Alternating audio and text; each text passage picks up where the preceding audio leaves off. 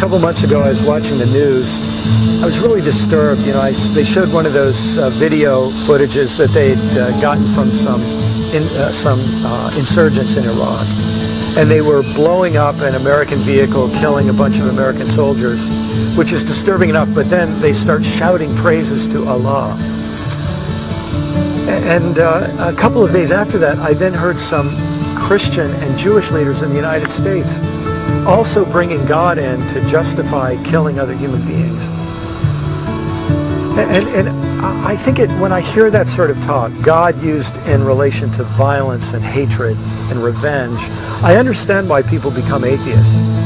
I noticed when I checked the top 100 bestsellers recently, how many of the top religious books right now are books about atheism. When people see faith in God mean using faith to justify violence, I can see why a lot of people decide it's a moral decision to be an atheist rather than believe in that kind of God. But you know, it's interesting because the earliest Christians, they were persecuted and imprisoned for being atheists. Because all the members of the Roman Empire, the citizens of the Roman Empire, they had their gods who they believed in, but they were gods that were allied with the state, and they were centralized in the worship of Caesar. And so the early Christians refused to worship those false gods of the state, and they were called atheists because they believed in a different God.